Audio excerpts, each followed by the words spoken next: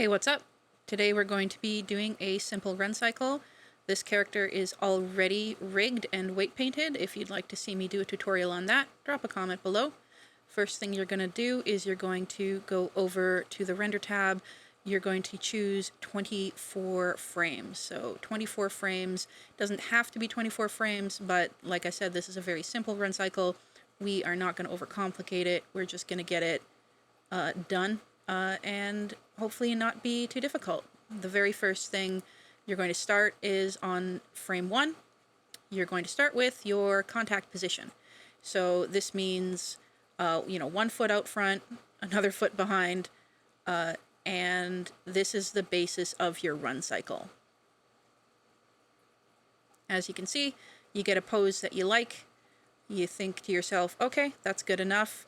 You don't try to make it perfect right now. There's really no point in trying to make it perfect in the very beginning. There'll be lots of time for refinement later. So you can see here, I'm like, oh no, you need some shoulder movement, you need some waist movement, and already I'm fussing with it. But I'm not going to get too fussy with it. This is just the point where the heel contacts the ground. So then you keyframe it, copy the pose, go to the 24th frame, keyframe the pose. Then here's where it gets fun. You go to the 12th frame, paste the flipped pose, keyframe that, and it's going to look a little funny. That's fine. This is where you start adjusting it.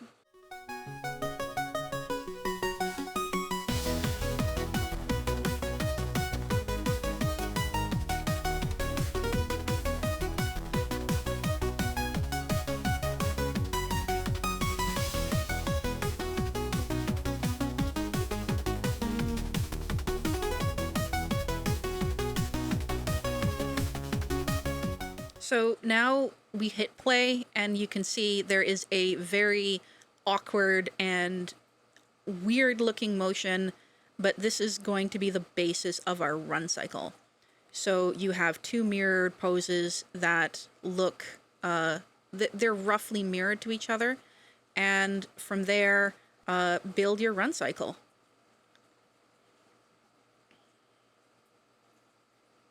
Again, don't worry about it looking like perfectly lifelike or amazing at this point. Just skip to frame 3. So frame 3 out of 24. Now this is the point where the character actually hits the ground. So you're going to make the contact foot flat. You're going to kind of bring things so that they look like they're crossing over each other. If you imagine that you're looking at the character from the side, like right here, kind of make the character sink down just a little bit, right? Because, your knee bends and, gravity pulls you down. And so right away we can see, oh, okay, this doesn't look nearly as funny as the first one did. It's still not great, but definite progress has been made.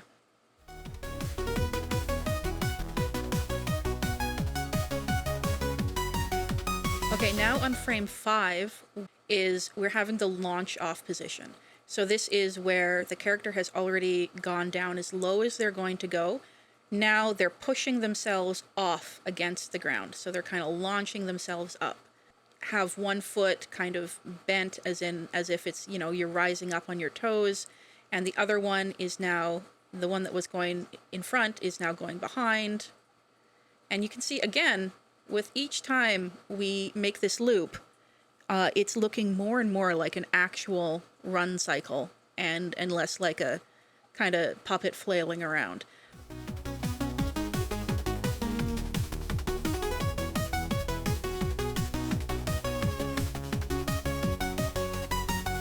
But there is still work to be done. So now we are going to go to our 8th frame, and this is the frame where the character is in the air, both feet are off the ground. They are flying through the air, and again, don't worry too much about details. I keep saying this, but I know that people who animate and, artists in general tend to be funny, goofy little goobers who like to be perfectionist at every stage. Don't worry about that right now. All you're doing is you're doing the launch stage. I'll show you how to make it look a lot better in a second.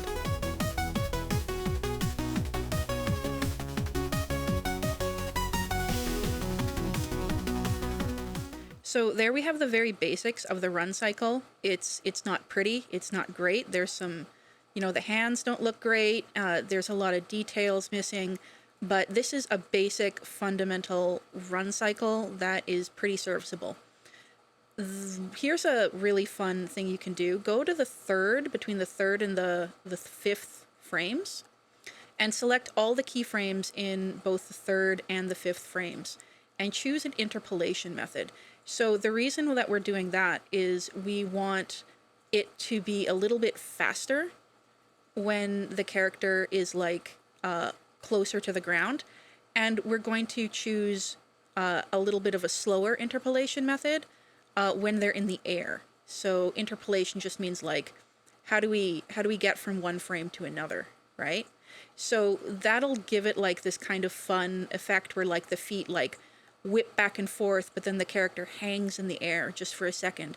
And it's a little bit cartoony, but I like how it looks. So maybe it'll look good on your character too. Maybe it won't. The only way to know is to try.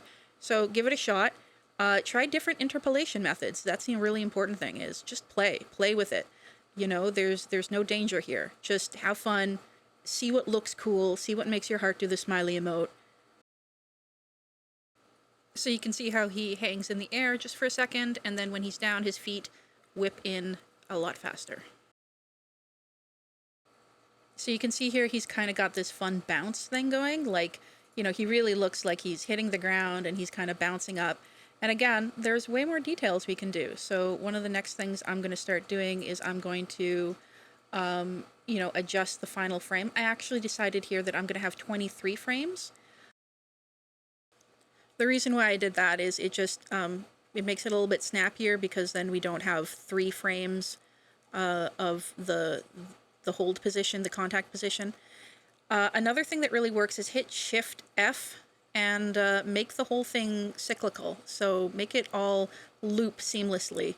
And that makes it just a little bit smoother, which is really good. But of course, you decide what's best for your rig. Now I'm going to be just doing some really, really persnickety things. Because, when you're running and you get like a weird look on your face, or your head bobs around, or, your fingers tense in a weird way. It's those little details that like really tend to sell animations. So like here you can see that his head is really static and his fingers aren't moving. And that's not how people run. That's not how anybody runs. So I am going to adjust that, and I'll show you what it looks like on the other side.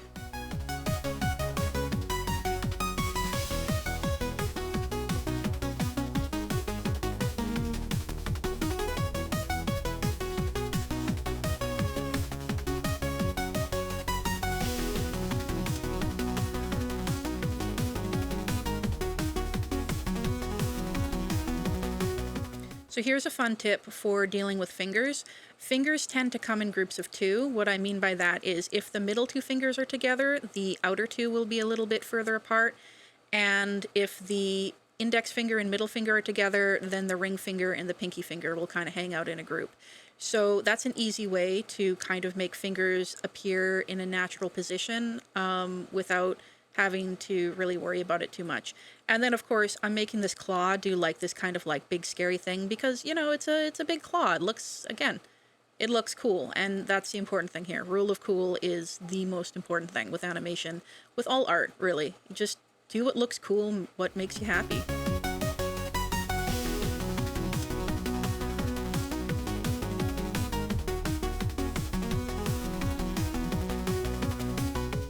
So you can see here with a bit of a head bob and with the fingers splaying out at the ends of the motion, it looks a lot better in my opinion. Like it actually looks like he's putting in some effort. We have a lot of little neat details. We have the fingers splaying and curling. We have the claw, the big scary claw looking menacing. And that's the important thing, because you really want to sell this shit.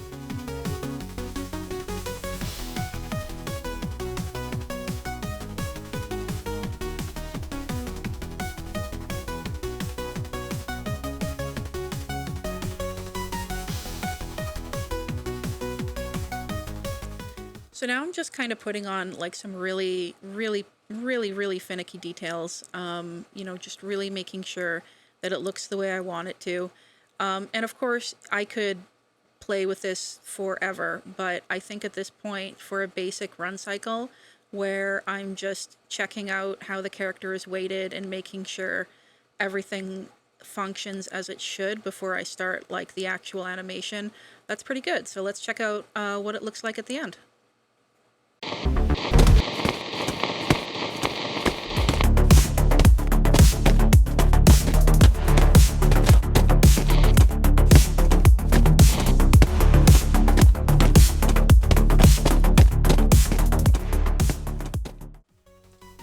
There you go. That's your basic run cycle.